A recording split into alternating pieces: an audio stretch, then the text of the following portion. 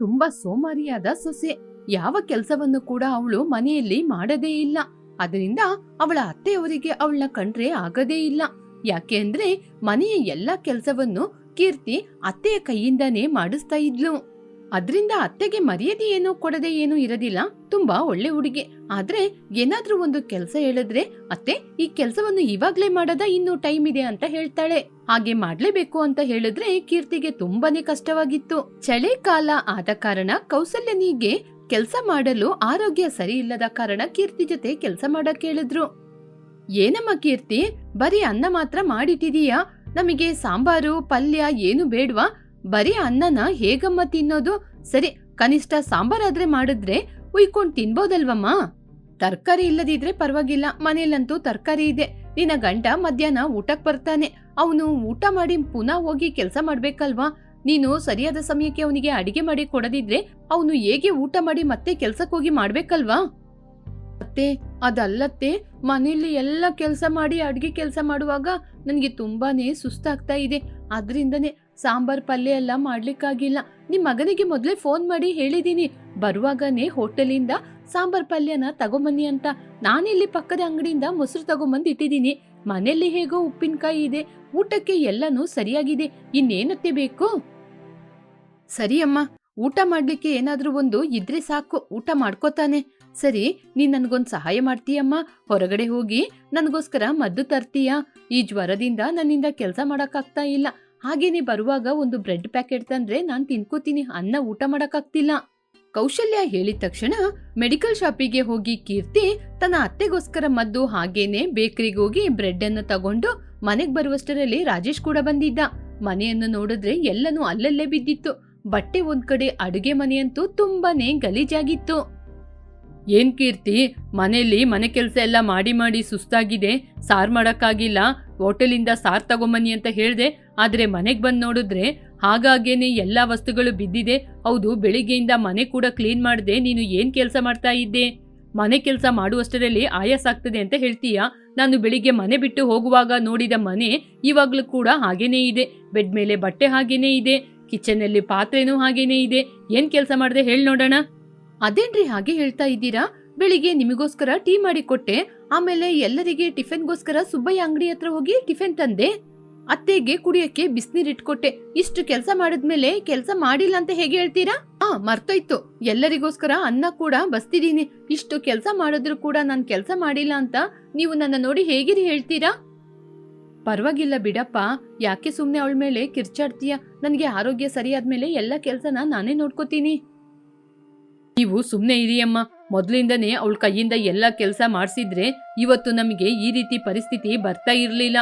ಎಲ್ಲ ಕೆಲಸ ನೀವೇ ಮಾಡಿ ಮಾಡಿ ಇವತ್ ನೋಡಿದ್ರ ಅವಳು ಎಷ್ಟು ಸೋಂಬೇರಿಯಾಗಿದ್ದಾಳೆ ಅಂತ. ನೋಡಿ, ಒಂದು ಲಿಸ್ಟೇ ಆಗ್ತಾ ಇದ್ದಾಳೆ ಎಲ್ಲ ಕೆಲಸ ಮಾಡ್ದೆ ಅಂತ. ಈ ರೂಮಿಂದ ಆ ರೂಮಿಗೆ ನಡ್ಕೊಂಡೋಗೋದು ಕೂಡ ಇವಳಿಗೆ ಕೆಲ್ಸಾನೇ. ಯಾವಾಗ ನೋಡಿದ್ರು ಮಲ್ಕೊಂಡು ಮೊಬೈಲ್ ನೋಡಕ್ ಹೇಳ್ತೀರಾ, ನೋಡ್ತಾ ಕೂತಿರ್ತಾಳೆ. ಇವಳಿಗೆ ಯಾವ್ದಾದ್ರೂ ಜವಾಬ್ದಾರಿ ಕೊಟ್ಟು ಕೆಲ್ಸನ ಮಾಡಿಸದಿದ್ರೆ ಆಮೇಲೆ ನಮ್ ಕತೆ ಅಷ್ಟೇ ಕಣಮ್ಮ. ಪರವಾಗಿಲ್ಲ ಬಿಡಪ್ಪ, ಅವಳು ಸಣ್ಣ ಹುಡುಗಿ, ನಾವ್ ಅವಳಿಗೆ ಏನು ಹೇಳ್ಬೇಕಾದ ಅವಶ್ಯಕತೆ ಇಲ್ಲ. ಅವಳು ಹೋಗ್ತಾ ಹೋಗ್ತಾ ಎಲ್ಲ ಕೆಲ್ಸನ ಕಲ್ತ್ಕೋತಾಳೆ. ನೋಡಿದ್ರಮ್ಮ, ನಿಮಗೆ ಎಷ್ಟೇ ಹೇಳಿದ್ರು ಅವಳಿಗೇನೆ ಸಪೋರ್ಟ್ ಮಾಡ್ಕೊಂಡು ಬರ್ತಾ ಇದ್ದೀರಾ. ನೀವು ಬದ್ಲಾದ್ರೆ ಅವಳು ತನ್ನಷ್ಟಕ್ಕೆ ಬದ್ಲಾಗ್ತಾಳೆ. ಹಾಗೆಂತ ಹೇಳಿದಾಗ ಕೀರ್ತಿ ಕೋಪದಿಂದ ರೂಮಿಗೆ ಹೋದ್ಲು. ಅದಲ್ಲಮ್ಮ, ಇವತ್ತು ಈ ಸ್ಥಳದಲ್ಲಿ ನಾನಿದ್ದೀನಿ. ಮುಂದಿನ ದಿನಗಳಲ್ಲಿ ಯಾರು ಇರ್ತಾರೋ ಇಲ್ವೋ ಯಾರಿಗೇ ಗೊತ್ತಿಲ್ಲ. ನನಗೇನಾದ್ರೂ ಒಂದಾದ್ರೆ ಇವಳ ಜೀವನನ ಇವಳೆತನಮ್ಮ ನೋಡ್ಕೋಬೇಕು. ನನಗೆ ಕೆಲಸ ಮಾಡಕ್ಕೆ ಉದಾಸೀನ ಆಗ್ತಾ ಇದೆ, ನನಗೆ ಆಗ್ತಾ ಇಲ್ಲ ಅಂತ ಇವಳು ಏನೇನೋ ಹೇಳ್ಕೊಂಡು ಕೆಲಸ ಮಾಡದೆ ಈ ಸಮಾಜದಲ್ಲಿ ಹೀಗೆ ಬದುಕಿದ್ರೆ ಮುಂದಿನ ಜೀವನದಲ್ಲಿ ಬದುಕಕ್ಕೆ ಸಾಧ್ಯನಮ್ಮ? ನೀವು ನನಗೆ ಸಹಾಯ ಮಾಡೋದಾದ್ರೆ ಮಾಡಿ, ಅವಳನ್ನ ಬದಲಾಯಿಸೋದು ನಿಮ್ ಕೆಲ್ಸ. ನೀವು ನನಗೆ ಸಹಾಯ ಮಾಡಿದ್ರೆ ಮಾತ್ರ ಅವಳನ್ನು ಬದಲಾಯಿಸಲು ನಾನು ಪ್ರಯತ್ನ ಪಡ್ತೀನಿ. ಇಲ್ಲಪ್ಪ, ಸ್ವಲ್ಪ ದಿನ ತಾಳ್ಮೆಯಿಂದ ಇರು. ಇವಾಗ್ಲೇ ಅವಳನ್ನ ನಾವು ಹೊರಗಡೆ ಕಳ್ಸಿದ್ರೆ ಪಾಪ ಅವಳಿಗೆ ಏನು ಗೊತ್ತಾಗಲ್ಲ ಕಣೋ. ಅದಲ್ಲಮ್ಮ, ನಾನು ಹೇಳುವ ವಿಚಾರದ ಬಗ್ಗೆ ನೀವು ಸ್ವಲ್ಪ ಆಲೋಚನೆ ಮಾಡಿ. ಸರಿ ಕಣೋ, ನಿನಗೆ ಇಷ್ಟ ಆದ ರೀತಿನೇ ಮಾಡು. ನಿನಗೆ ನನ್ನ ಸಹಾಯ ತಾನೇ ಬೇಕು, ಖಂಡಿತ ಮಾಡ್ತೀನಿ. ನೀನು ಒಬ್ನೇ ಎಷ್ಟು ದಿನಕ್ಕೆ ಅಂತ ಕಷ್ಟಪಡ್ತೀಯಾ? ಅವಳು ಕೂಡ ನಿನಗೆ ಕೆಲಸ ಮಾಡಿಕೊಟ್ರೆ ನಿನಗೂ ಕೂಡ ಏನಾದ್ರೂ ಸಹಾಯ ಆಗುತ್ತೆ ಅಲ್ವಾ? ಇಬ್ರು ಸೇರಿ ಕಷ್ಟಪಟ್ರೆ ಮಾತ್ರ ಜೀವನ ಮಾಡಕ್ಕಾಗೋದು. ಕೌಶಲ್ಯ ಹೀಗೆ ಮಾತನಾಡಿ ಸ್ವಲ್ಪ ಊಟ ಮಾಡಿ ಆನಂತರ ಅವರ ರೂಮಿಗೆ ಹೊರಟೋದ್ರು. ರಾಜೇಶ್ ಕೂಡ ಊಟ ಮಾಡಿ ಅವನ ಹೆಂಡತಿಗೆ ಒಂದು ಪ್ಲೇಟಲ್ಲಿ ಊಟ ಹಾಕೊಂಡು ಅವಳ ರೂಮಿಗೆ ಹೋದ. ಯಾಕೇನೆ ಕೋಪ ಇದ್ರೆ ನಿನ್ನ ಕೋಪನ ನನ್ ಮೇಲೆ ತೋರ್ಸು. ಯಾಕೆ ಸುಮ್ನೆ ಹೊಟ್ಟೆ ಮೇಲೆ ತೋರಿಸ್ತೀಯಾ? ನನ್ನಿಂದ ನೀನು ಊಟವನ್ನು ಬಿಡುವಂತಹ ಅವಶ್ಯಕತೆ ಏನಿಲ್ಲ. ಸುಮ್ನೆ ಕೋಪ ಮಾಡ್ಕೊಂಡ್ರೆ ಹೊಟ್ಟೆ ಹಸಿವು ಜಾಸ್ತಿ ಆಗುತ್ತೆ. ಸರಿ ಸರಿ ಬಾ, ನಾನೇ ನಿನ್ಗೆ ಊಟ ಮಾಡಿಸಿ ಹೋಗ್ತೀನಿ. ನಿನ್ಗೆ ಊಟ ಮಾಡಿಸಿ ನಾನ್ ಬೇರೆ ಕೆಲ್ಸಕ್ಕೆ ಹೊರಡ್ಬೇಕು. ಬೇಗ ಬಂದು ಊಟ ಮಾಡು. ರೀ, ಯಾಕೆ ರೀ? ನಾನು ಎಲ್ಲ ಕೆಲಸ ಮಾಡಿದ್ರು ಏನಾದ್ರೂ ಒಂದು ನನ್ನ ಹೇಳ್ತಾ ಇರ್ತೀರಾ? ದಯವಿಟ್ಟು ನನಗೆ ಹೇಳ್ಬೇಡಿ. ನನಗೆ ಎಷ್ಟು ಕೆಲಸ ಆಗುತ್ತೋ ಅಷ್ಟೇ ಕೆಲಸ ಮಾಡಕ್ಕಾಗೋದು. ಸರಿ ಅಮ್ಮ, ನಿನಗೆ ಏನು ಹೇಳೋದಿಲ್ಲ. ಸ್ವಲ್ಪ ಬಂದು ಊಟ ಮಾಡ್ಕೋಬಾ. ಹಾಗೆ ಹೇಳಿ ಕೀರ್ತಿ ರಾಜೇಶ್ ಕೈಯಿಂದ ತಟ್ಟೆಯನ್ನು ತೆಗೆದುಕೊಂಡು ಗಬಗಬ ಅಂತ ತಿಂತಾ ಇದ್ಲು. ಆವಾಗ ರಾಜೇಶ್, ನಾನು ಹೇಳದ್ನ ಸ್ವಲ್ಪ ಅರ್ಥ ಮಾಡ್ಕೊಳ್ಳೆ. ನಾನು ಹೇಳದ್ ಕೂಡ ನಮ್ಮ ಒಳ್ಳೇದಕ್ಕೋಸ್ಕರ ತಾನೇ. ನೀನು ಕೂಡ ನನಗೆ ಸಹಾಯ ಮಾಡಿದ್ರೆ ನನಗೂ ಸ್ವಲ್ಪ ಸಹಾಯ ಆಗುತ್ತೆ. ಅಮ್ಮನಿಗೆ ಬೇರೆ ವಯಸ್ಸಾಗ್ತಾ ಇದೆ. ಮನೇಲಿ ಎಲ್ಲ ಕೆಲಸ ಅವ್ರೊಬ್ರೇ ಮಾಡ್ಲಿಕ್ಕೆ ಅವ್ರಿಗೂ ಕೂಡ ಕಷ್ಟ ಅಲ್ವಾ? ಇನ್ನೊಂದು ವಿಚಾರ ಏನು ಅಂದ್ರೆ, ನಾನು ಒಬ್ನೇ ಸಂಪಾದನೆ ಮಾಡ್ತಾ ಇದ್ದೀನಿ. ನನ್ನಿಂದ ಒಬ್ನೇ ಸಂಪಾದನೆ ಮಾಡಕ್ಕೆ ಆಗ್ತಾ ಇಲ್ಲ. ತುಂಬಾ ಕಷ್ಟ ಆಗ್ತಿದೆ. ಅಮ್ಮ ಮನೆ ಕೆಲಸ ಎಲ್ಲ ಮಾಡ್ಕೊಳ್ತಾ ಇದ್ರೆ ನೀನು ಹೊರಗೆ ಹೋಗಿ ಏನಾದ್ರೂ ಕೆಲಸ ಮಾಡ್ಕೊಂಡ್ಬಂದ್ರೆ ಆ ಸಂಬಳದಿಂದ ಮನೆನ ನಡ್ಸಕ್ಕೆ, ಹಾಗೇನೆ ನಾವು ಹೊಸ ಮನೆ ಕಟ್ಟಕ್ಕೆ ಸಹಾಯ ಆಗುತ್ತೆ. ಮುಂದಿನ ದಿನಗಳಲ್ಲಿ ನಮಗೆ ಮಕ್ಕಳಾದ್ರೆ ಆಮೇಲೆ ಹೊಸದಾಗಿ ಕಟ್ಟಿರುವ ಮನೆಯನ್ನು ನಾವು ಅವರಿಗೆ ಗಿಫ್ಟ್ ಆಗಿ ಕೊಡ್ಬೋದಲ್ವಾ? ಇಂಥ ಆಲೋಚನೆಗಳೆಲ್ಲ ನನಗಿದೆ. ಆದ್ರೆ ನೀ ನನಗೆ ಸಪೋರ್ಟ್ ಮಾಡಿದ್ರೆ ಮಾತ್ರ ಇದೆಲ್ಲ ಸಾಧನೆ ಮಾಡಕ್ಕೆ ಸಾಧ್ಯ. ನಮ್ಮ ಮುಂದಿನ ಭವಿಷ್ಯಕ್ಕೋಸ್ಕರ ತಾನೇ ನಾನು ಇದನ್ನೆಲ್ಲ ಹೇಳ್ತಿದ್ದೀನಿ. ರಾಜೇಶ್ ಮಾತನ್ನು ಕೇಳಿ ಕೀರ್ತಿ ಸ್ವಲ್ಪ ದೀರ್ಘವಾಗಿ ಆಲೋಚನೆ ಮಾಡಿ ಸ್ವಲ್ಪ ಸಮಯದ ನಂತರ, ನೀವು ಹೇಳೋದೆಲ್ಲ ಸರಿಯಾಗಿಯೇ ಇದೆ. ಆದ್ರೆ ನನಗೆ ಇನ್ನೊಬ್ಬರ ಕೈಯಡಿಯಲ್ಲಿ ಹೋಗಿ ಕೆಲಸ ಮಾಡ್ಲಿಕ್ಕೆಲ್ಲ ಇಷ್ಟ ಆಗಲ್ಲ. ನನಗೆ ರಜೆ ಏನಾದ್ರೂ ಬೇಕು ಅಂದ್ರೆ ಅವ್ರ ಜೊತೆ ಎಲ್ಲ ಕೈ ಕಟ್ಕೊಂಡು ನಿಂತ್ಕೊಂಡು ಕೇಳಕ್ಕಾಗಲ್ಲ. ನನಗೆ ಯಾವ ರೀತಿ ಕೆಲಸ ಇಷ್ಟ ಅಂದ್ರೆ, ನಾನು ಮಾಡುವ ಕೆಲಸಕ್ಕೆ ನಾನೇ ರಾಜ, ನಾನೇ ಮಂತ್ರಿ ಆಗಿರ್ಬೇಕು. ಅಂತ ಕೆಲಸ ನನ್ಗೆ ಏನಾದ್ರೂ ಸಿಕ್ಕಿದ್ರೆ ನಾನು ಖಂಡಿತವಾಗಿ ಕೆಲಸ ಮಾಡ್ತೀನಿ. ಇನ್ನು ಕೆಲ್ಸಕ್ಕೆ ಹೋಗ್ಬೇಕು ಅಂತ ಆಲೋಚನೆ ಮಾಡಿದ್ರೆ ಒಬ್ಬರ ಕೈ ಕೆಳಗೆ ಕೆಲಸ ಮಾಡ್ಲೇಬೇಕು. ಅವರು ಹೇಳುವ ಕೆಲಸವನ್ನು ಮಾಡ್ಲೇಬೇಕಲ್ವಾ? ಹಾಗಾದ್ರೆ ನೀನೇ ಸ್ವಂತವಾಗಿ ಏನಾದ್ರೂ ವ್ಯಾಪಾರ ಮಾಡ್ಬೇಕು. ಉದ್ಯೋಗ ಅಂದ್ರೆ ನಿನಗೆ ಆಗಲ್ಲ. ಹಾಗಾದ್ರೆ ನನಗೆ ಒಂದು ವ್ಯಾಪಾರವನ್ನೇ ಮಾಡ್ಕೊಡಿ. ನೀನು ವ್ಯಾಪಾರ ಅಂದ್ರೆ ಏನೋ ಸಾಧಾರಣ ವಿಚಾರವಾಗಿ ಆಲೋಚನೆ ಮಾಡ್ಕೊಂಡಿದ್ದೀಯಾ ಅನ್ಸುತ್ತೆ. ವ್ಯಾಪಾರ ಅಂದ್ರೆ ನೀನೇ ಸ್ವಂತವಾಗಿ ಕಷ್ಟಪಟ್ಟು ದುಡಿಬೇಕು ಅಂದ್ರೇನೆ ವ್ಯಾಪಾರದಲ್ಲಿ ಸಕ್ಸಸ್ ಆಗ್ಲಿಕ್ಕೆ ಸಾಧ್ಯ. ನೀನು ಮನೆ ಕೆಲ್ಸನೇ ಸರಿಯಾಗಿ ಮಾಡ್ಲಿಕ್ಕೆ ಆಗೋದಿಲ್ಲ. ಹಾಗಿರುವಾಗ ನೀನು ವ್ಯಾಪಾರದಲ್ಲಿ ಹೇಗೆ ಮಾಡ್ತೀಯಾ? ನನಗೆ ಗೊತ್ತಿರುವ ಹಾಗೆ ನೀನು ಮೊದಲು ಮನೆ ಕೆಲಸ ಕಲ್ತ್ರೆ ಮಾತ್ರ ಎಲ್ಲ ಸಾಧ್ಯ. ಇಲ್ಲಿ ನೋಡಿ, ಎಲ್ಲ ಕೆಲಸ ಮಾಡ್ಲಿಕ್ಕೆ ನನಗೆ ಇಂಟ್ರೆಸ್ಟ್ ಇಲ್ಲದ ಕಾರಣಕ್ಕೋಸ್ಕರ ಮಾತ್ರ ನನ್ನಿಂದ ಕೆಲಸ ಮಾಡ್ಲಿಕ್ಕೆ ಸಾಧ್ಯ ಇಲ್ಲ. ಆದ್ರೆ ನಾನೇ ತೀರ್ಮಾನ ಮಾಡಿ ಏನಾದ್ರೂ ಒಂದು ಕೆಲಸ ಮಾಡ್ಬೇಕು ಅಂತ ಡಿಸಿಷನ್ ತಗೊಂಡ್ರೆ ಖಂಡಿತವಾಗಿ ಮಾಡ್ತೀನಿ. ಓ ಹೌದಾ? ಹಾಗಾದ್ರೆ ನೀನು ಯಾವ ವ್ಯಾಪಾರವನ್ನು ಮಾಡ್ಬೇಕು ಅಂತ ಆಲೋಚನೆ ಮಾಡ್ಕೊಂಡಿದ್ದೀಯಾ? ನಾನು ತುಂಬಾ ದಿನದಿಂದ ಆಲೋಚನೆ ಮಾಡ್ತಾ ಇದ್ದೀನಿ. ರೀ, ನನಗೆ ಒಂದು ಆಲೋಚನೆ ಇದೆ. ನನಗೆ ಪರೋಟ ಮಾಡ್ಲಿಕ್ಕೆ ಚೆನ್ನಾಗಿ ಗೊತ್ತಿದೆ. ಅದ್ರಿಂದ ವಿಷಯ ಏನಂದ್ರೆ, ನನಗೆ ಪರೋಟ ಮಾತ್ರ ಮಾಡಕ್ ಗೊತ್ತಿರೋದು. ಅದ್ರಿಂದ ಈ ವಿಚಾರಕ್ಕೆ ನಾನು ಬರ್ತಾ ಇದ್ದೀನಿ. ಇದು ಚಳಿಕಾಲ, ಬೆಳಿಗ್ಗೆ ಎಲ್ಲರಿಗೂ ಬೇಗ ಹಸಿವಾಗುತ್ತೆ. ಹೌದಾ? ಸರಿ ಸರಿ, 2 ದಿನದಲ್ಲಿ ಎಲ್ಲ ಏರ್ಪಾಡುಗಳನ್ನು ಮಾಡಿ ನಿನ್ಗೆ ವ್ಯಾಪಾರವನ್ನು ಆರಂಭಿಸಿಕೊಡ್ತೀನಿರು.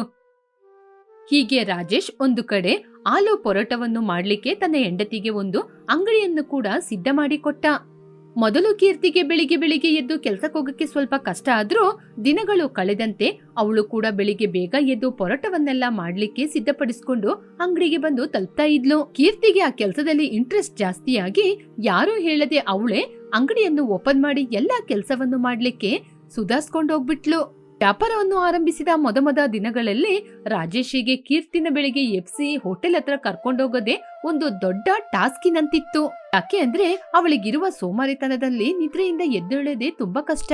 ಆದರೆ ರಾಜೇಶ್ ಹಠ ಮಾಡಿದ ವಿಕ್ರಮಾದಿತ್ಯನಂಗೆ ಬೆಳಿಗ್ಗೆ ತಾನು ಎದ್ದೇಳೋದು ಮಾತ್ರ ಅಲ್ಲದೆ ಹೆಂಡತಿಯನ್ನು ಕೂಡ ಎಬ್ಬಿಸಿ ಅಂಗಡಿ ಹತ್ರ ಕರ್ಕೊಂಡೋಗಿ ಬೇಕಾದ ಎಲ್ಲಾ ವ್ಯವಸ್ಥೆಯನ್ನು ಮಾಡಿಕೊಡ್ತಿದ್ದ. ಹೀಗೆ ಸ್ವಲ್ಪ ದಿನದಲ್ಲೇ ವ್ಯಾಪಾರ ಕೂಡ ಚೆನ್ನಾಗಿ ಆಗಿ ಒಳ್ಳೆ ಲಾಭ ಬರ್ಲಿಕ್ಕೆ ಆರಂಭವಾಯಿತು. ಕೌಶಲ್ಯ ಯಾವಾಗಲೂ ತುಂಬಾ ಕೋಪದಿಂದ ಇರುವಂತಹ ಮಹಿಳೆ. ಯಾವಾಗ್ಲೂ ಎಲ್ಲರ ಜೊತೆ ಜಗಳ ಮಾಡ್ತಾ ಇದ್ರು. ಇದನ್ನೆಲ್ಲ ಸಹಿಸುತ್ತಾ ರಘುರಾಮ್ ಅಕ್ಕಪಕ್ಕದ ಮನೆಯವರಿಗೆ ಸಮಾಧಾನವನ್ನು ಯಾವಾಗ್ಲೂ ಹೇಳ್ತಾ ಇದ್ರು. ರಘುರಾಮ್ ಮುಖವನ್ನು ನೋಡಿ ಅಕ್ಕಪಕ್ಕದವರೆಲ್ಲ ಕೌಶಲ್ಯನ್ ಜೊತೆ ಜಗಳ ಮಾಡದೆ ಮನೆಗೆ ಹೋಗ್ತಾ ಇದ್ರು. ಹೀಗಿರುವಾಗ ಒಂದು ದಿನ ಏನು ಮಾಡ್ಬೇಕು ಅಂತ ಗೊತ್ತಾಗದೆ ಕೌಶಲ್ಯ ತನ್ನ ಗಂಡನ್ ಜೊತೆ ಹೀಗೆ ಹೇಳಿದ್ರು. ಏನ್ರಿ, ನನ್ ಬಗ್ಗೆ ಅಕ್ಕಪಕ್ಕದ ಮನೆಯವರಿಗೆ ಏನ್ ಹೇಳಿದೀರಾ? ನಾನು ರಾಕ್ಷಸಿ ದೆವ್ವ ಅಂತ ನನ್ ಬಗ್ಗೆ ತಪ್ಪಾಗಿ ಹೇಳಿದೀರಾ. ಯಾರು ನನ್ ಜೊತೆ ಜಗಳನೆ ಮಾಡ್ತಿಲ್ಲ. ಅದಕ್ಕೇನೆ ಯಾರು ನನ್ ಜೊತೆ ಮಾತಾಡ್ತಾ ಇಲ್ವಾ? ನಿಮಗೆ ನಾನು ಅಂದ್ರೆ ಯಾವಾಗ್ಲೂ ಇಷ್ಟನೇ ಇಲ್ಲ ರೀ. ಅಕ್ಕಪಕ್ಕದವರು ಅಂದ್ರೆ ತಾನೇ ನಿಮ್ಗೆ ತುಂಬಾನೇ ಇಷ್ಟ. ಅದಕ್ಕೆ ತಾನೆ ಯಾವಾಗ ನೋಡಿದ್ರು ಅವರಿಗೆ ಸಪೋರ್ಟ್ ಮಾಡೋದು. ಈ ಮನೆಯೊಳಗೆ ಎಷ್ಟೋ ಆಸೆಯನ್ನು ತುಂಬಿಕೊಂಡು ಈ ಮನೆಯೊಳಗೆ ಕಾಲಡಿ ಹೆಜ್ಜೆ ಇಟ್ಟೆ. ಆದ್ರೆ ನನ್ನ ಆಸೆ ಯಾವುದು ನೆರವೇರ್ತಾ ಇಲ್ಲ. ನಿಮಗೆ ನಾನು ಏನ್ರಿ ಕಡಿಮೆ ಮಾಡಿಟ್ಟಿದೀನಿ? ನಿಮಗೆ ಏನ್ ಬೇಕೋ ಅದನ್ನೆಲ್ಲ ನಾನು ಅಡಿಗೆ ಮಾಡಿ ಕೊಡ್ತಾ ಇದ್ದೀನಿ ತಾನೇ. ಆದ್ರೆ ನೀವೀಗೆ ನಡ್ಕೊಂಡು ನನಗೆ ಮೋಸ ಮಾಡ್ತೀರಾ ಅಂತ ಕನ್ಸಲ್ಲೂ ಆಲೋಚನೆ ಮಾಡ್ಲಿಲ್ಲ. ನಿನಗೆ ಸ್ವಲ್ಪ ಕೂಡ ಬುದ್ಧಿ ಇಲ್ವಾ? ಮನ್ಸೊಳಗೆ ಏನೇನೋ ಇಟ್ಕೊಂಡು ಏನೇನೋ ಮಾತಾಡ್ತಾ ಇದೀಯಾ. ಅಕ್ಕಪಕ್ಕದವರು ಬೇಜಾರ್ ಮಾಡ್ಕೋತಾರೆ ಅಂತ ಕೂಡ ನಿಂಗೆ ಗೊತ್ತಾಗಲ್ವಾ? ನಾನು ಎಲ್ಲಾದ್ರೂ ಹೊರಗಡೆ ತಿರುಗೋದ್ನ ನೋಡಿದೀಯಾ? ನನ್ ಬಗ್ಗೆ ಕೆಟ್ಟದಾಗಿ ಮಾತಾಡ್ತಿದೀಯಲ್ಲ. ಅಕ್ಕಪಕ್ಕದ ಜನರು ಎಲ್ಲಿ ನಿನ್ ಜೊತೆ ಜಗಳ ಮಾಡ್ಕೊಂಡು ಮನೆಗೆ ಪೊಲೀಸ್ನೆಲ್ಲ ಕರ್ಕೊಂಬರ್ತಾರೆ ಅಂತ ತಾನೆ ನಿನ್ನ ಕಾಪಾಡ್ಲಿಕ್ಕೋಸ್ಕರ ಯಾರ್ ಜೊತೆ ಜಗಳ ಮಾಡದೆ ನೋಡ್ತಾ ಇದ್ದೀನಿ. ನೀನು ತಿರುಗಿ ನನ್ನನ್ನೇ ಏನೇನೋ ಹೇಳ್ತಿದೀಯಾ. ಪೊಲೀಸರನ್ನು ಕರೆದು ಎಷ್ಟು ದೊಡ್ಡ ಕಂಪ್ಲೇಂಟ್ ಮಾಡ್ತಾರೆ ಅಂತ ನಿನಗೆ ಗೊತ್ತಾ? ಇದ್ರ ಬಗ್ಗೆ ನಿನಗೆ ಏನು ಗೊತ್ತಾಗಲ್ಲ. ಬಾಯಿಗೆ ಬಂದಾಗೆ ಮಾತಾಡ್ತೀಯ. ಯಾವಾಗ ನೋಡಿದ್ರು ನನ್ ಜೊತೆ ಹೊರಗಿನವ್ರ ಜೊತೆ ಜಗಳ ಮಾಡೋದೇ ಒಂದೇ ನಿನ್ ಕೆಲ್ಸ. ನಿನ್ನಿಂದನೇ ನಮ್ಮ ಮಗನಿಗೆ ಸಂಬಂಧಗಳು ಕೂಡ ಬರ್ತಾ ಇಲ್ಲ. ನಿನ್ನ ಬಜಾರಿ ಬುದ್ಧಿಯನ್ನು ನೋಡಿಯೇ ನಮ್ಮ ಮಗನಿಗೆ ಯಾರು ಕೂಡ ಹುಡುಗಿನ ಕೊಡ್ತಾನೇ ಇಲ್ಲ. ಇಲ್ಲಿ ನೋಡು, ನೀನು ಬದ್ಲಾದ್ರೆ ಮಾತ್ರ ನಮ್ಮ ಮಗನಿಗೆ ಒಳ್ಳೆ ಸಂಬಂಧ ಹುಡುಕ್ತೀನಿ. ನೀನು ಬದ್ಲಾಗದಿದ್ರೆ ನಿನ್ ಮಗನಿಗೂ ಮದ್ವೆ ಆಗಲ್ಲ. ನಿನ್ ಮಗ ಜೀವನ ಪೂರ್ತಿ ಹೀಗೆ ಒಂಟಿಯಾಗಿ ಇರ್ಬೇಕು. ಅಲ್ಲ ರೀ, ನನ್ ಮಗನಿಗೆ ಮದ್ವೆ ಆಗ್ಬೇಕಂದ್ರೆ ನಾನೇನಾದ್ರೂ ಸಾಯ್ಬೇಕಾ? ಅಲ್ಲ ರೀ, ಪೊಲೀಸ್ ಸ್ಟೇಷನ್ಗೆ ಕಂಪ್ಲೇಂಟ್ ಕೊಡುವಂತಹ ತಪ್ಪು ನಾನು ಏನ್ರಿ ಮಾತಾಡ್ದೆ? ನಾನು ಏನ್ ಮಾಡ್ದೆ ಅಂತ ನೀವು ನನ್ನ ಹೀಗೆ ಬೆದರಿಸ್ತಾ ಇದ್ದೀರಾ? ಮೌನ ವ್ರತ ಮಾಡಿದ್ರೆ ಮಾತ್ರ ನನ್ ಮಗನಿಗೆ ಮದ್ವೆ ಮಾಡದ? ಇದ್ನ ಯಾಕಿರಿ ನನ್ ಜೊತೆ ಹೇಳ್ತಿದ್ದೀರಾ? ಈಗಿನವರು ಯಾರಾದ್ರೂ ಏನಾದ್ರೂ ತಪ್ಪಾಗಿ ಮಾತಾಡಿದ್ರೆ ಮಾತ್ರ ನನಗೆ ಇಷ್ಟ ಆಗದಿದ್ರೆ ಅವ್ರ ಜೊತೆ ಹೋಗಿ ಜಗಳ ಮಾಡ್ತೀನಿ ಹೊರತು ಹೀಗೆ ಸುಮ್ನೆ ಹೋಗಿ ಜಗಳ ಮಾಡಕ್ಕೆ ನನ್ಗೇನಾದ್ರೂ ಹುಚ್ಚು ಹಿಡ್ದಿದ್ಯಾ? ನಿಮ್ಗೆ ನನ್ನ ನೋಡಿದ್ರೆ ಹೇಗೆ ಅನ್ಸುತ್ತೆ? ಅಕ್ಕಪಕ್ಕದ ಮನೆಯವ್ರ ಜೊತೆ ನಾನು ಜಗಳ ಮಾಡ್ತಾ ಇದ್ರೆ ವಿಷಯ ಏನು ಅಂತಾನೆ ತಿಳ್ಕೊಳ್ಳದೆ ಅವ್ರ ಜೊತೆ ಕ್ಷಮೆ ಕೇಳು ಅಂತ ನನ್ನ ಮನೆಯೊಳಗೆ ಕರ್ಕೊಂಬರ್ತೀರಾ. ವಿಷಯ ಏನು ಅಂತ ಕೂಡ ನೀವು ಕೇಳದೇ ಇಲ್ಲ. ಸರಿ ರೀ, ನೀವು ಹೇಳಿದ ಹಾಗೆ ನಾನು ಯಾರ ಜೊತೆನೂ ಮಾತಾಡಕ್ಕೆ ಹೋಗೋದಿಲ್ಲ. ಇವತ್ತಿಂದ ಮೌನವಾಗಿನೇ ಇರ್ತೀನಿ. ನನ್ ಮಗನಿಗೆ ಒಳ್ಳೆ ಸಂಬಂಧನ ನೋಡಿ ಮದ್ವೆ ಮಾಡಿಸ್ತೀರಾ? ಸರಿ, ಹಾಗಾದ್ರೆ ನಾನು ಇನ್ನು ಸ್ವಲ್ಪ ದಿನದಲ್ಲೇ ಮದುವೆ ಬ್ರೋಕರ್ ಜೊತೆ ಹೇಳಿ ನಮ್ಮ ಮಗನಿಗೆ ಒಳ್ಳೆ ಸಂಬಂಧವನ್ನು ಹುಡುಕ್ತೀನಿ. ಅದುವರೆಗೂ ನೀನು ಏನು ಮಾತನಾಡದೆ ಮೌನವಾಗಿದ್ರೆ ನನಗೆ ಅಷ್ಟೇ ಸಾಕು. ಹೀಗೆ ಮಗನಾದ ರಾಜೇಶಿಗೆ ಸಂಬಂಧಗಳನ್ನ ಹುಡುಕ್ತಾ ಇದ್ರು. ಹಾಗೇನೆ ರಾಜೇಶನ್ನು ಕರೆದು ಕೆಲವು ಸಂಬಂಧಗಳ ಬಗ್ಗೆ ಹೇಳ್ತಾ ಇದ್ರು. ರಾಜೇಶಿಗೆ ಕೆಲವರು ಇಷ್ಟವಾಗಲಿಲ್ಲ. ಹಾಗೆ ಇಷ್ಟವಾದವರು ಕೌಶಲ್ಯನ ಬುದ್ಧಿ ಗೊತ್ತಾಗಿ ಬೇಡ ಅಂತ ಹೊರಟೋಗ್ತಾ ಇದ್ರು. ಹೀಗಿರುವಾಗ ಒಂದು ದಿನ ರಘುರಾಮ್ ಶ್ರೀಮಂತ ಮನೆಯಿಂದ ಯಾರೂ ಬರ್ತಾ ಇಲ್ಲ ಅಂತ ಬಡ ಹುಡುಗಿಯಾದ ಕೀರ್ತಿಯ ಮನೆಗೆ ಹೋಗಿ ಸಂಬಂಧವನ್ನು ಮಾತಾಡಿದ್ರು. ಕೀರ್ತಿ ತಂದೆ ಕೂಡ ಒಪ್ಪಿಕೊಂಡು ಸಂತೋಷಪಟ್ರು. ಹೀಗೇನೆ ಕೀರ್ತಿ ಜೊತೆ ರಮೇಶಿಗೆ ಮದುವೆ ಮಾಡೋಣ ಅಂತ ಮನೆಗೆ ಬಂದು ಹೆಂಡತಿ ಜೊತೆ ಹೇಳಿದ್ರು. ನಮ್ಮ ಮನೆ ವಿಚಾರ ಗೊತ್ತಾಗಿ ಯಾವ ಹುಡುಗಿ ಕೂಡ ಮಗನ್ನ ಮದುವೆ ಮಾಡ್ಕೊಳ್ಳಕ್ಕೆ ಮುಂದೆ ಬರ್ತಾ ಇಲ್ಲ. ಅದರಲ್ಲೂ ಈ ಕೀರ್ತಿ ಹುಡುಗಿ ತುಂಬಾ ಒಳ್ಳೆ ಹುಡುಗಿ. ಈ ಹುಡುಗಿ ನಮ್ಮ ಮಗನಿಗೆ ಇಷ್ಟ ಆಗಿದ್ದಾಳೆ. ನಮ್ಮ ಮಗನಿಗೂ ಆ ಹುಡುಗಿನ ಇಷ್ಟ ಆಗಿದೆ. ಆದ್ರೆ ಕೀರ್ತಿ ತುಂಬಾ ಬಡ ಹುಡುಗಿ. ಮದ್ವೆಗೆ ಅವರಿಂದ ಖರ್ಚು ಮಾಡಕ್ಕೂ ಆಗೋದಿಲ್ಲ. ನಾವೇ ಮದ್ವೆ ಖರ್ಚು ಎಲ್ಲ ನೋಡ್ಕೋಬೇಕು. ನಿನಗೆ ಇಷ್ಟ ಆದ್ರೆ ಹೇಳು, ಮಾತಾಡೋಣ. ಏನು, ಊಟಕ್ಕೆ ಕೂಡ ಗತಿ ಇಲ್ದೇ ಇರುವ ಹುಡುಗಿನ ಕರ್ಕೊಂಡ್ಬಂದು ನನ್ನ ಸೊಸೆ ಅಂತ ಹೇಳಿ ನನ್ ಮಗನಿಗೆ ಮದ್ವೆ ಮಾಡಿಸ್ತೀರಾ? ಅಲ್ಲರಿ, ನಿಮ್ಗೆ ಸ್ವಲ್ಪ ಆದ್ರೂ ಬುದ್ಧಿ ಏನಾದ್ರೂ ಇದೆಯಾ? ಇಲ್ ನೋಡ್ರಿ, ಅಂತ ಹುಡುಗಿನ ಈ ಮನೆ ಸೊಸೆ ಅಂತ ನೀವು ಕರ್ಕೊಂಬಂದ್ರೆ ನಮ್ಮ ಸಂಬಂಧಿಕರು ಸುತ್ತಮುತ್ತ ಇರುವವರೆಲ್ಲ ನಮ್ನ ನೋಡಿ ನಗ್ತಾ ಇರ್ತಾರೆ. ಅಂತ ಒಂದು ಹುಡುಗಿನ ನನ್ ಮಗನಿಗೆ ಮದುವೆ ಮಾಡ್ಲಿಕ್ಕೆ ನಾನು ಒಪ್ಪದೇ ಇಲ್ಲ. ಈ ಮದುವೆ ಯಾವುದೇ ಕಾರಣಕ್ಕೂ ನಡೆಯೋದಿಲ್ಲ ರೀ. ಸರಿಯಮ್ಮ, ಸರಿ, ನೀನು ಹೀಗೇನೆ ಇರು. ಹೀಗೇನೆ ಆಲೋಚನೆ ಮಾಡ್ಕೊಂಡಿದ್ರೆ ನಿನ್ ಮಗನಿಗೆ ಯಾವತ್ತಿಗೂ ಮದ್ವೆ ಆಗಲ್ಲ. ಸರಿ ರೀ, ನೀವು ಸಂಬಂಧ ಹುಡುಕ್ಬೇಕಾದ ಅವಶ್ಯಕತೆನೇ ಇಲ್ಲ ಬಿಡಿ. ನಾನೇ ನನ್ ಮಗನಿಗೆ ಹುಡುಕ್ತೀನಿ. ಹೀಗೆ ಕೌಶಲ್ಯ ಹುಡುಗಿನ ಹುಡುಕಕ್ಕೋಸ್ಕರ ಹೊರಗಡೆ ಹೋದ್ರು. ಆದ್ರೆ ಯಾರು ಕೂಡ ಕೌಶಲ್ಯನ ಬುದ್ಧಿ ಗೊತ್ತಾಗಿ ಸೊಸೆಯಾಗಿ ಕಳಿಸಲು ಸಿದ್ಧವಾಗಿರಲಿಲ್ಲ. ಇನ್ನು ಏನು ಮಾಡಲು ಸಾಧ್ಯವಾಗದೆ ಕೀರ್ತಿಯನ್ನೇ ಮದ್ವೆ ಮಾಡ್ಸೋಣ ಅಂತ ತೀರ್ಮಾನ ಮಾಡಿದ್ಲು. ಗುರಾಮ್ ಹಣಕ್ಕಿಂತ ಮನುಷ್ಯರನ್ನು ನೋಡುವವರು. ಹಾಗೆ ಕೀರ್ತಿಯನ್ನು ತಮ್ಮ ಮಗನಿಗೆ ನಿಶ್ಚಿತಾರ್ಥ ಮಾಡಿ ಮದುವೆಯನ್ನು ವೈಭೋಗದಿಂದ ಮಾಡಿದ್ರು. ಕೀರ್ತಿ ಕೌಶಲ್ಯನ ಮನೆಯೊಳಗೆ ಅಡಿ ಇಟ್ಲು. ಆದ್ರೆ ಕೌಶಲ್ಯ ಕೀರ್ತಿನ ನೋಡ್ಲಿಕ್ಕೆ ಕೂಡ ಇಷ್ಟನೇ ಪಡ್ತಾ ಇರ್ಲಿಲ್ಲ. ಕೀರ್ತಿ ಮನೆಯೊಳಗೆ ಬಂದ ತಕ್ಷಣ ಕೌಶಲ್ಯ ರೂಮಿಗೆ ಹೋಗಿ ಬಾಗ್ಲಾಕೊಂಡ್ಲು. ಕೀರ್ತಿಗೆ ಮನೆಯಲ್ಲಿ ಏನ್ ಮಾಡ್ಬೇಕು, ಹೇಗಿರ್ಬೇಕು ಅಂತ ಏನೂ ಗೊತ್ತಾಗಲಿಲ್ಲ. ಇದನ್ನು ನೋಡಿ ರಘುರಾಮ್ ತಕ್ಷಣ ಕೌಶಲ್ಯನ ರೂಮಿಗೆ ಹೋಗಿ, ಏನ್ ಕೌಶಲ್ಯ, ಹೊಸ ಸೊಸೆ ಮನೆಯೊಳಗೆ ಬಂದ ತಕ್ಷಣ ಆ ಹುಡುಗಿ ಜೊತೆ ಒಂದು ಮಾತು ಕೂಡ ಮಾತನಾಡದೆ ಹೀಗೆ ಬಾಗ್ಲಾಕೊಂಡು ಮನೆಯೊಳಗೆ ಬಂದ್ಬಿಟ್ಟೆ ಅಲ್ಲ? ಬಂದ ಸಂಬಂಧಿಕರು ನಮ್ ಬಗ್ಗೆ ಏನ್ ಆಲೋಚನೆ ಮಾಡ್ತಾರೆ? ನಿನಗೆ ಸ್ವಲ್ಪ ಆದ್ರೂ ಬುದ್ಧಿ ಇದೆಯಾ? ನಮ್ಮ ಮನೆ ಸೊಸೆ ನೀನೇ ಮಾತಾಡದಿದ್ರೆ ಹೇಗೆ? ನೀನ್ ಮಾಡುವ ಆಟಗಳನ್ನ ನಿನ್ ಸೊಸೆ ನೋಡಿದ್ರೆ ಅಯ್ಯೋ ಅತ್ತೆ ತುಂಬಾ ಘಾಟಿ ಅಂತ ಆ ಹುಡುಗಿ ಎದುರ್ಕೊಳ್ಳಲ್ವಾ? ಇದನ್ನೆಲ್ಲ ನಿನ್ ಮಗ ನೋಡಿದ್ರೆ ಅಮ್ಮ ಯಾಕೆ ಹೀಗೆ ನಡ್ಕೋತಾರೆ, ನಾವು ಬೇರೆ ಸಂಸಾರ ಮಾಡೋಣ ಅಂತ ನಾಳೆನೇ ನಿನ್ ಸೊಸೆನ ಕರ್ಕೊಂಡು ಹೊರಟೋಗಲ್ವಾ? ಬಂದ ಸೊಸೆ ಮನೆಯಲ್ಲಿಟ್ಕೊಂಡು ನೋಡ್ಕೊಳ್ಳೋದೆ ನಿನಗೆ ಒಳ್ಳೇದು. ಚೆನ್ನಾಗಿದೆ ನೀವು ಹೇಳೋದು.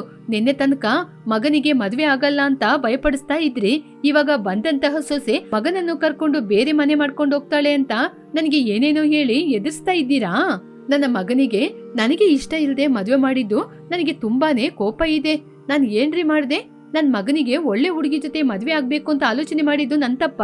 ಸ್ವಲ್ಪ ದಿನ ಆದ್ಮೇಲೆ ಸೊಸೆ ಸರಿ ಆಗ್ತಾ ಇದ್ಲು. ನೀವು ನನ್ನ ಕೋಪವನ್ನು ತೋರಿಸಿ ಸೊಸೆ ಮುಂದೆ ಹೀಗೆಲ್ಲ ಮಾತಾಡಿದ್ರೆ ಆಮೇಲೆ ಮನೆಗೆ ಬಂದ ಸೊಸೆ ನನ್ನ ನೋಡಿ ಭಯ ಪಡ್ತಾಳೆ, ನನಗೆ ಮರ್ಯಾದೆ ಕೂಡ ಕೊಡೋದಿಲ್ಲ. ಕೌಶಲ್ಯ ಹಾಗೆ ಹೇಳಿದಾಗ ರಘುರಾಮ್ ಏನು ಮಾತನಾಡದೆ ಅಲ್ಲಿಂದ ಹೊರಟು ಹೋದ. ಹೀಗೆ ಕೆಲವು ದಿನಗಳು ಕಳೆಯಿತು. ಚಳಿಕಾಲದಲ್ಲಿ ಅವ್ರವ್ರ ಕೆಲ್ಸನ ಅವ್ರವ್ರು ನೋಡ್ತಾ ಇದ್ರು. ಹೀಗಿರುವಾಗ ಚಳಿಕಾಲ ಅಧಿಕವಾಯಿತು. ಬರ್ತಾ ಇರುವ ಮಳೆಯಿಂದಾಗಿ ಚಳಿ ಇನ್ನಷ್ಟು ಅಧಿಕವಾಯಿತು. ತಂದೆ ಮಗ ಇಬ್ರು ಕೆಲ್ಸಕ್ಕೆ ಹೊರಟೋದ್ರೆ ಅತ್ತೆ ಸೊಸೆ ಇಬ್ರೇ ಮನೆಯಲ್ಲಿ ಇರ್ಬೇಕಾಗಿತ್ತು. ಕೀರ್ತಿ ಎಲ್ಲಾ ಕೆಲಸವನ್ನು ಮಾಡಿ ಸ್ವಲ್ಪ ಹೊತ್ತು ವಿಶ್ರಾಂತಿ ತೆಗೆದುಕೊಳ್ಳೋಣ ಅಂತ ಬಂದು ಕೂತಾಗ ಎಲ್ಲಿಲ್ಲದ ಕಸವನ್ನು ಎಳ್ಕೊಬಂದು ಕೌಶಲ್ಯ, ಏನಮ್ಮ ನೀನು ಏನ್ ಕೆಲಸ ಮಾಡ್ತಾ ಇದ್ದೀಯಾ? ಇಷ್ಟೊಂದು ಕಸ ಹಾಗೇನೇ ಇದೆ ಇಲ್ಲಿ. ಏನಮ್ಮ ನೀನು, ಹೋಗು ಬೇಗ ಹೋಗಿ ಮನೆನ ಚೆನ್ನಾಗಿ ಗುಡ್ಸಿ ಪಳಪಳ ಅಂತ ಹೊಳೆಯುವ ಹಾಗೆ ಚೆನ್ನಾಗಿ ಒರ್ಸು. ಹಾಗೆ ಮಾಡಿದ್ರೆ ಮಾತ್ರ ಚೆನ್ನಾಗಿರೋದು. ಪಾಪ ಕೀರ್ತಿ ಮತ್ತೆ ಪುನಃ ಮನೆಯನ್ನೆಲ್ಲ ಶುದ್ಧವಾಗಿ ಒರೆಸ್ತಾ ಇದ್ಲು. ಆ ನಂತರ ಸರಿ ಇನ್ನೂ ಸ್ವಲ್ಪ ಹೊತ್ತು ಕೂತ್ಕೊಳ್ಳೋಣ ಅಂತ ನೋಡಿದ್ರು ಕೂಡ ಸಂಜೆ ಸಮಯಕ್ಕೆ ಕೌಶಲ್ಯ ಬಟ್ಟೆಯನ್ನೆಲ್ಲ ತಂದುಕೊಟ್ಟು ಹೊಗಿ ಅಂತ ಕೊಡ್ತಾ ಇದ್ರು. ಹೀಗೆ ಕೌಶಲ್ಯ ಪ್ರತಿದಿನ ಕೀರ್ತಿಗೆ ಹಿಂಸೆ ಕೊಡ್ತಿದ್ರು. ಹೀಗೆ ಕೀರ್ತಿ ಕೈಯಾರೆ ಎಲ್ಲಾ ಕೆಲಸ ಮಾಡಿಸುವುದರಿಂದ ಕೀರ್ತಿಗೆ ಒಂದು ದಿನ ತುಂಬಾ ಜ್ವರ ಬಂತು.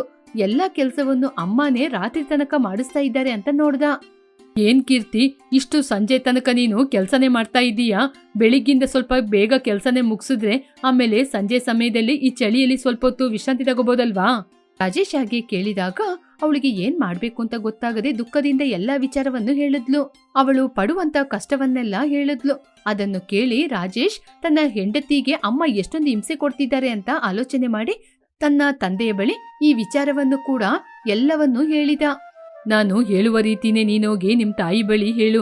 ನಿಮ್ಮಮ್ಮ ಯಾರಿಗೋಸ್ಕರ ಬೇಕಾದ್ರೂ ಏನು ಮಾಡೋದಿಲ್ಲ, ಆದ್ರೆ ನಿನಗೋಸ್ಕರ ಖಂಡಿತ ಅವಳು ಏನಾದ್ರೂ ಒಂದು ಮಾಡೇ ಮಾಡ್ತಾಳೆ. ನನ್ನ ಹೆಂಡತಿಯನ್ನು ಕರೆದುಕೊಂಡು ಬೇರೆ ಮನೆ ಮಾಡ್ಕೊಂಡು ಹೋಗ್ತೀನಿ ಅಂತ ಹೇಳು. ಆವಾಗ ನಿನ್ ತಾಯಿ ಖಂಡಿತವಾಗಿ ಬದಲಾಗ್ತಾಳೆ. ಆಗ ರಾಜೇಶ್ ತನ್ನ ತಾಯಿಯ ಬಳಿ ಬಂದು ನಾನು ಬೇರೆ ಮನೆ ಮಾಡ್ಕೊಂಡು ಹೋಗ್ತೀನಿ ಅಂತ ಹೇಳಿದ. ಆಗ ತಾಯಿ ಯಾಕೆ ಅಂತ ಕೇಳಿದ್ಲು. ನನ್ನ ಹೆಂಡತಿಗೆ ನೀವು ಕೊಡುವಂತ ಕಷ್ಟವನ್ನು ನನ್ನಿಂದ ನೋಡ್ಕೊಂಡಿರ್ಲಿಕ್ಕಾಗೋದಿಲ್ಲ, ಅದರಿಂದ ನಾನು ಬೇರೆ ಹೋಗ್ತೀನಿ ಅಂತ ಹೇಳ್ದ. ಬೇಡಪ್ಪ, ನೀನ್ ಮಾತ್ರ ನನ್ನ ಬಿಟ್ಟು ಹೋಗ್ಬೇಡ. ಇನ್ ಮುಂದೆ ಮನೆಯಲ್ಲಿ ನಿನ್ನ ಹೆಂಡತಿ ಕೈಯಲ್ಲಿ ಯಾವ ಕೆಲ್ಸನೂ ಮಾಡ್ಸಲ್ಲ. ಎಲ್ಲ ಕೆಲ್ಸವನ್ನು ನಾನೇ ಮಾಡ್ತೀನಿ. ಈ ಮನೆಯಲ್ಲಿ ನಿನ್ನ ಬಿಟ್ರೆ ನನಗೆ ಯಾರಿದ್ದಾರೆ ಹೇಳು? ನೀನ್ ಮಾತ್ರ ನನ್ನ ಬಿಟ್ಬಿಟ್ಟು ಹೋಗ್ಬಿಟ್ರೆ ಈ ಮನೆಯಲ್ಲಿ ನಾನು ಒಂಟಿಯಾಗಿ ಹೇಗೆ ಇರೋದೇಳು? ಹಾಗೆ ಹೇಳಿ ತುಂಬಾನೇ ದುಃಖಪಟ್ಟು ಅಂದಿನಿಂದ ಕೌಶಲ್ಯ ತನ್ನ ಸೊಸೆಯನ್ನು ತುಂಬಾ ಚೆನ್ನಾಗಿ ನೋಡಿಕೊಂಡ್ಲು.